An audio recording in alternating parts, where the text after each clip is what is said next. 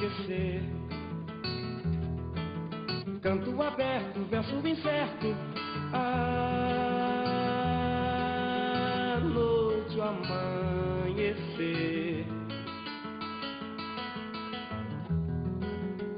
Quantas voltas dá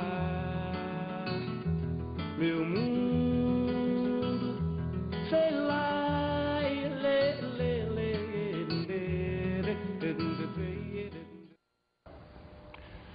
Olá, gente. Hoje nós vamos estudar a genética das populações ou simplesmente genética populacional. E o que vem a ser isso? Na realidade, é o estudo do comportamento dos genes ao longo do processo evolutivo. Sempre se imaginou se os genes, só pelo fato deles existirem, pela presença de dominância ou de recessividade, seriam capazes de provocar a evolução de uma espécie. Vários estudos foram feitos e continuam sendo feitos para se determinar com precisão se eles são os únicos ou talvez os parceiros do processo evolutivo. Mas no fundo, o que é a genética populacional? Na realidade, qual é a influência dos genes no processo evolutivo? Nós sabemos que a evolução ela é baseada em 3 pontos fundamentais: o processo mutacional, a variabilidade genética e o mecanismo de seleção natural. Na realidade, a base da evolução é o processo mutacional e a variabilidade genética. A mutação por alteração do código genético, consequentemente gerando um novo gene e uma nova resposta. A variabilidade genética, a combinação de genes durante o processo de formação de gametas. Independente de ser o processo mutacional e de ser a variabilidade genética, essa alteração do gene vai fazer com que o meio selecione o indivíduo mais apto. Mas as próprias variações dos genes, a entrada, a saída de genes de uma determinada população, a influência do meio ambiente, ela é possível e passível de provocar o mecanismo evolutivo. Mas evolução você vai estudar com detalhes na sua aula de evolução. A nossa preocupação hoje é verificar o quanto o gene é importante dentro de uma população, o quanto ele se manifesta dentro de uma população. E é isso que nós vamos começar a ver agora. A frequência de um gene. Numa população de 12 mil indivíduos, nós vamos encontrar indivíduos azão, quer dizer, homozigotos dominantes, em 3.600. Os heterozigotos, azinho, 6.000. E os homozigotos recessivos, azinho, 2.400. Então, nessa população, eu tenho 3.600 homozigotos dominantes, 6.000 heterozigotos e 2.400 homozigotos recessivos. Como eu vou calcular a frequência desse gene? Observemos. A frequência de um gene ela é calculada o número total do gene sobre o número total de genes para aquele locus, para aquela posição no par de cromossomos homólogos. Quer dizer, eu vou ver o que me interessa, o gene que eu quero, sobre o total de genes daquela população. A frequência do gene A. Se eu tenho 3.600 indivíduos azão, eu vou encontrar 7.200 genes A. Por quê? Porque cada indivíduo possui um par de genes. Se cada indivíduo possui um par de genes, em 3.600 indivíduos, eu vou encontrar 7.200 genes azão. No caso do cálculo para o indivíduo heterozigoto, se eu tenho 6.000 indivíduos azinho, eu vou encontrar 6.000 genes azão e 6.000 genes azinhos. Isso por quê? Porque cada indivíduo desse é heterozigoto. Então eu vou ter 6.000 azão e 6.000 azinhos. Mas vamos nos preocupar por enquanto apenas com o gene azão. Então eu vou ter um total de genes azão nessa população, somando-se 7.200 com 6.000, um total de 13.200 genes azão. Acontece que cada indivíduo possui um par de genes. Ora, se na minha população existem 12.000 indivíduos, eu vou encontrar 24.000 genes. Isso porque cada indivíduo possui um par. Se cada indivíduo possui um par de genes alelos, em 12.000 indivíduos existirão 24 mil genes, azões e azinhos. Lembre-se, esse é o total da população. Só que eu quero saber a frequência do gene azão dentro dessa população. Então, como é que eu vou fazer? A frequência do gene azão vai ser o número total desse gene sobre o número total de genes existentes na população. Significa dizer, então, que eu vou ter 13.200 genes azão em 24 mil genes, que vai me dar 0,55 ou 55%. Então, a frequência desse gene nessa população é de 55%. Bem, se eu tenho a frequência do azão, eu tenho como calcular a frequência do azinho. Eu posso calcular de duas maneiras, verificando o total de genes da população. Porque lembre o seguinte, se eu somar todos os genes, eu vou ter a população como um todo. Ora, se eu já sei a frequência desse e sei que o 1 representa o total da minha população, basta que eu faça o quê? Que eu diminua a frequência do azão da população. Eu vou encontrar a frequência do azinho. Ou então eu poderia ver quantos genes azinhos existiam em cima do total, como eu fiz com o azão. Mas vamos lá, ó. Frequência do gene azão mais a frequência do gene azinho é igual a 1. Esse 1 representa o total, a população, 100% da população. A frequência do gene azinho vai ser 1 menos 0,55, que vai dar 0,45 ou simplesmente 45%. Então agora eu sei que a frequência do gene azão é de 55% e a frequência do gene azinho é de 45%. Nós temos como calcular a frequência de duas maneiras. Pegando o total de genes em cima do total da população ou simplesmente calculando uma frequência e depois calculando-se a outra por diminuição da frequência total.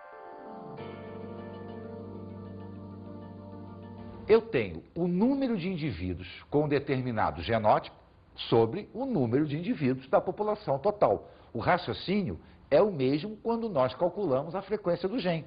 Só que agora eu não estou olhando a frequência do gene, eu estou olhando a frequência do genótipo, que é o conjunto de genes. A frequência do homozigoto dominante, do heterozigoto e do homozigoto recessivo. Vamos ver cada um deles separadamente. Para eu calcular a frequência do homozigoto dominante, o que eu vou fazer? Eu vou pegar o total de indivíduos da população, 12 mil, e sobre ele calcular quantos indivíduos tem esse genótipo, 3.600. Então eu vou ter uma relação de 0,30, que significa dizer 30%. Então dentro dessa população, os indivíduos azão representam 30%. Quando eu olhar agora o heterozigoto, eu vou ver que dentro dessa população, 6.000 são heterozigotos, o que significa uma relação de 0,50, ou simplesmente 50%. Então, dentro da população de 12 mil indivíduos, 50% são heterozigotos. E o homozigoto recessivo, o azinho, dentro da população, eles representam 2.400, o que significa uma relação de 0,20, ou simplesmente 20%. Então agora nós calculamos a frequência do genótipo, a frequência do homozigoto dominante, do heterozigoto e do homozigoto recessivo. Antes nós tínhamos observado o gene, agora o indivíduo, porque cada um deles apresenta um par alélico. Então dessa maneira nós temos como imaginar se uma população estará sendo alterada ou não, caso esta frequência se altere ao longo de um tempo. À medida que o tempo vai passando, se houver uma alteração nessa frequência, essa população poderá estar em evolução.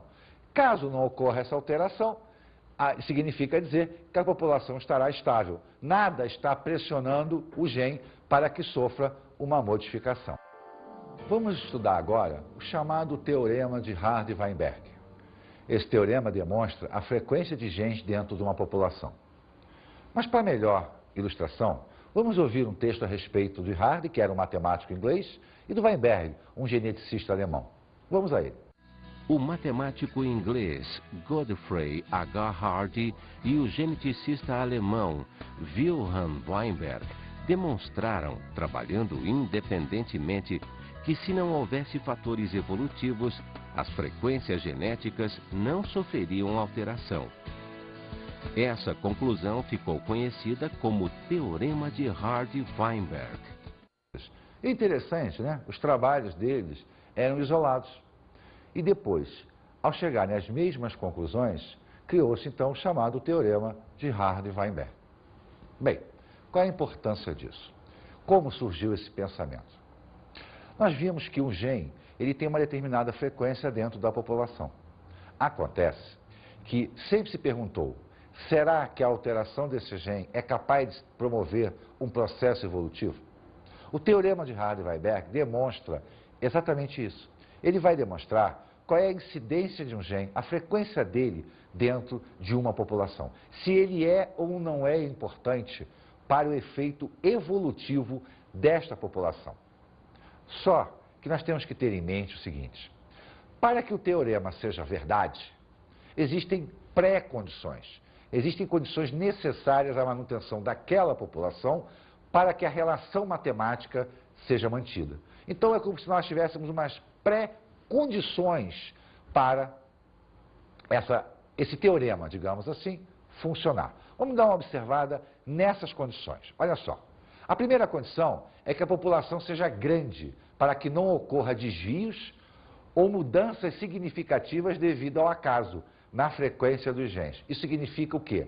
É uma população pamítica. Uma população pamítica é aquela onde o número de indivíduos é bem grande e, sendo grande, o cruzamento sendo ao acaso, todos os genes têm a mesma oportunidade de aparecer. Então não há como ocorrer restrição a um determinado gene, a uma determinada situação, seja ela homozigótica ou heterozigótica.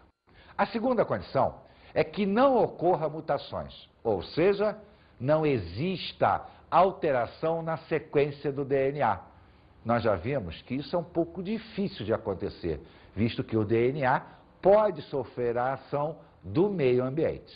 A terceira condição é que não exista migrações, não entrem e não saiam genes dessa população. Então a população tem que ser estável, ela tem que se tornar dinâmica dentro dela, permitindo os cruzamentos, mas tem que se evitar a entrada e a saída de genes dessa população.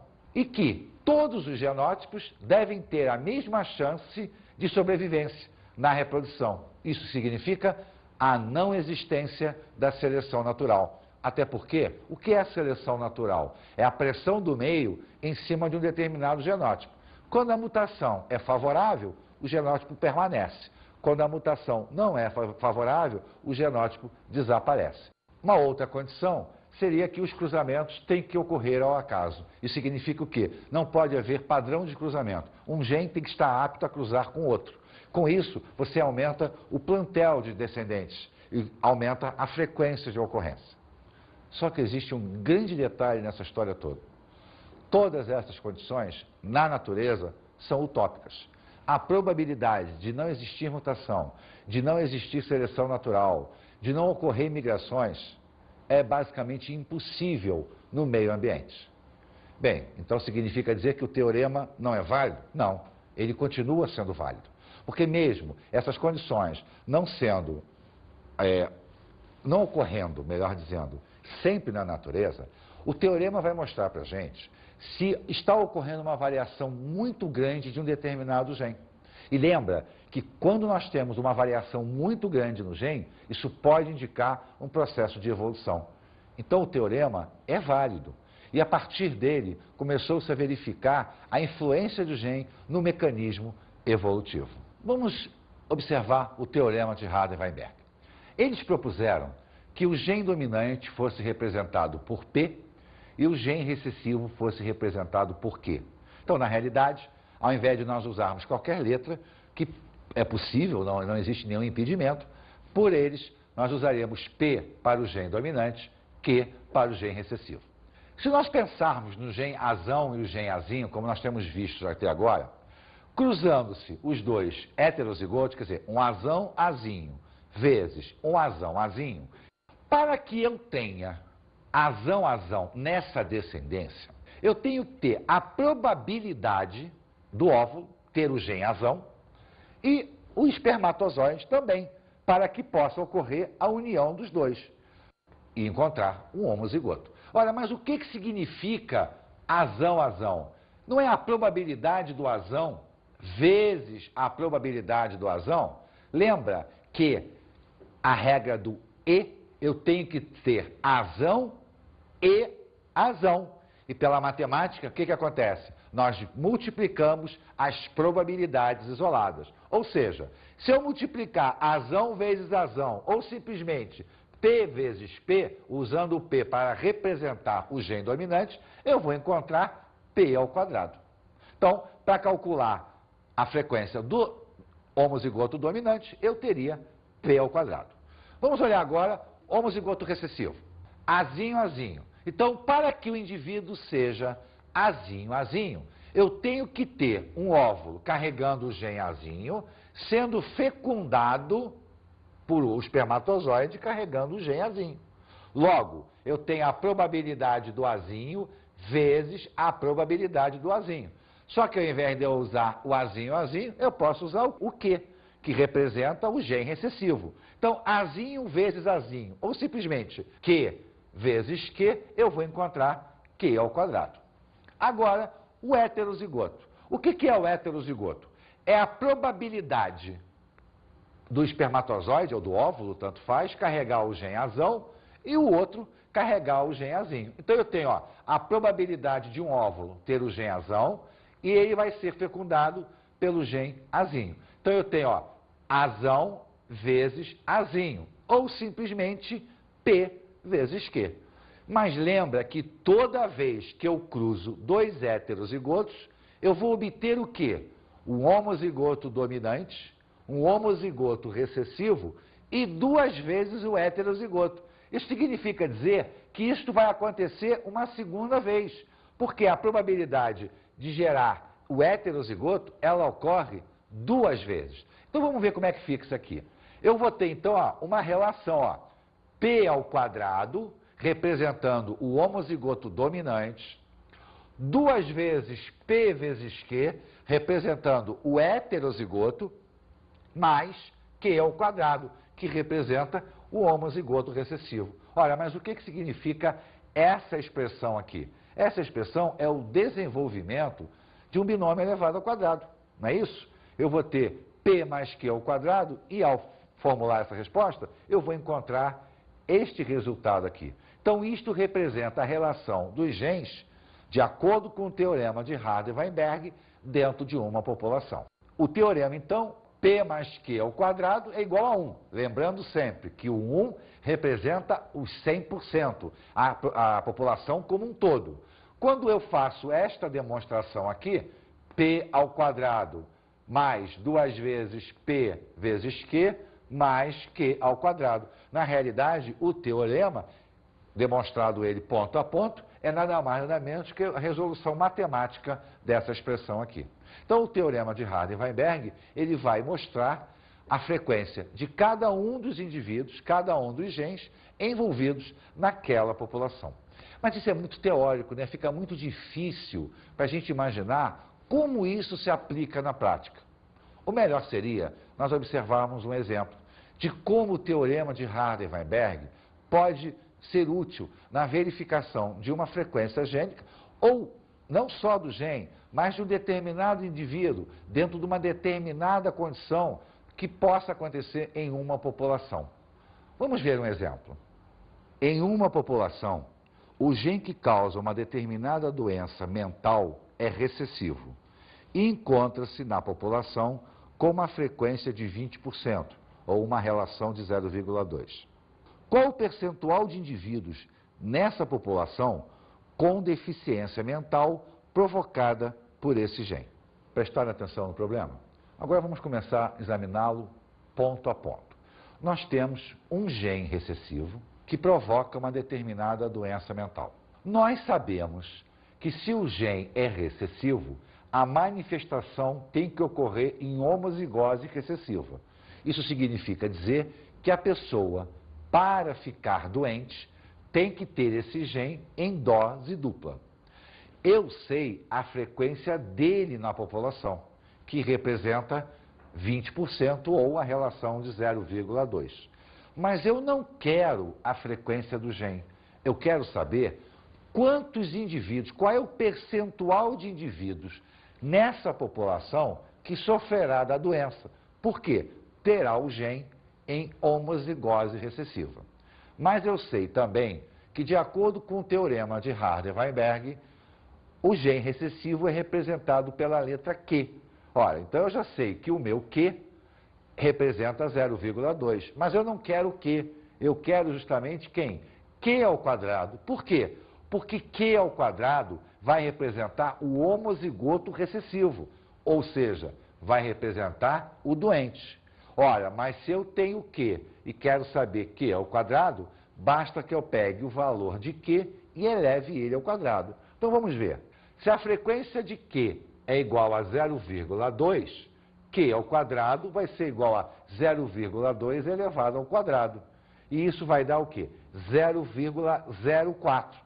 Mas lembre-se, a pergunta não diz qual é a relação desse gene. Ele pergunta qual a frequência desse gene. Então eu tenho que pegar esta relação aqui e transformá-la em percentual. Para isso, basta que eu divida por 100. Significa dizer o quê? Que a frequência de indivíduos doentes nesta população vai ser igual a 4%, porque 0,04 é igual a 4%. É óbvio que não há necessidade de nós calcularmos a frequência do gene que não provoca a doença. Mas se nós temos a frequência de 1, poderíamos calcular a frequência dos heterozigotos, poderíamos calcular a frequência do homozigoto recessivo. Repare que é uma doença de baixa incidência. 4% da população deverá apresentar essa doença. É importante que a gente entenda que em genética a obrigatoriedade nem sempre é verdade. Nós trabalhamos com percentual de ocorrência, nós trabalhamos com probabilidade. E probabilidade é uma situação que pode acontecer. Dentro de uma população, eu posso ter a probabilidade de ocorrência. No caso do nosso exemplo, nós temos a frequência de indivíduos doentes na casa de 4%. Mas isso não significa necessariamente que os 4% da população tenham que ficar doentes. Essa é a frequência esperada, devido à incidência do gene na população, mas não significa uma frequência obrigatória. Vamos agora às nossas dicas de estudo.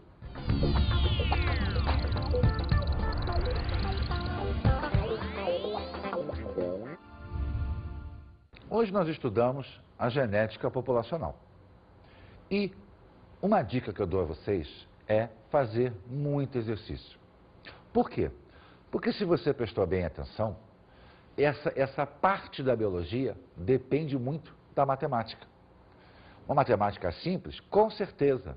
Uma matemática que envolve percentual, envolve fração, envolve raiz quadrada, envolve exponencial.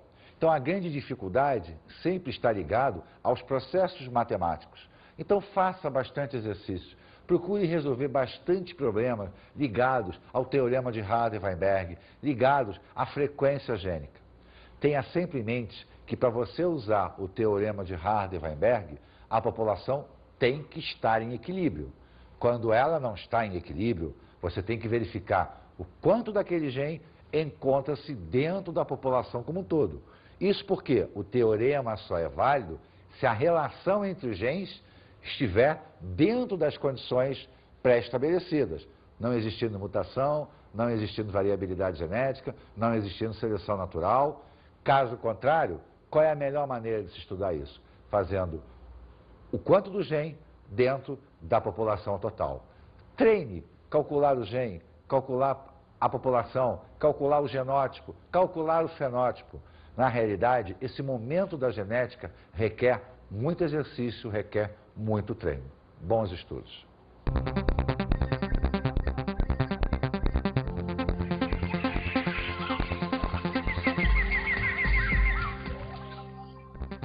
Na aula de hoje, falamos sobre a genética de populações.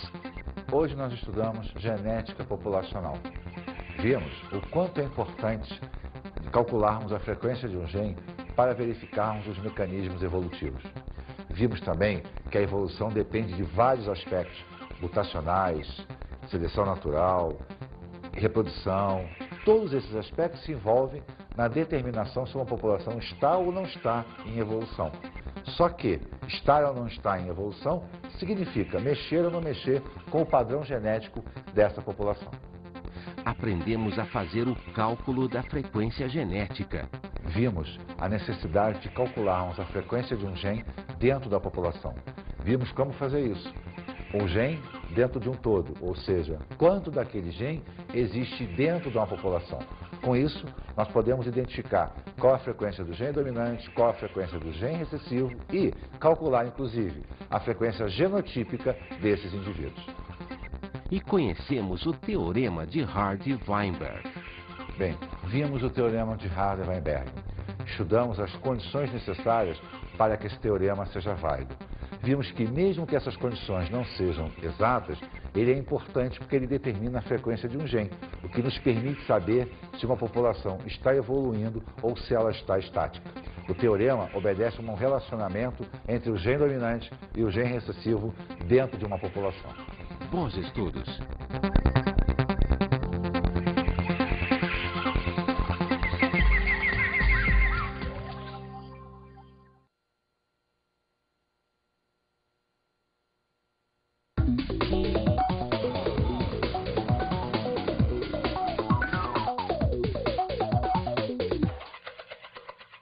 Nós sabemos que a maior dificuldade dos alunos em relação à genética populacional não está ligado fundamentalmente à biologia, e sim à deficiência matemática que acarreta isso. Eu acho que a melhor maneira de se testar a genética populacional, ensinar aos nossos alunos, é fazer muito exercício com eles, visto que eles sempre apresentam duas dificuldades. Primeiro, identificar se uma população está ou não está em equilíbrio. Qual método utilizar? O do todo ou o teorema de Hardy-Weinberg?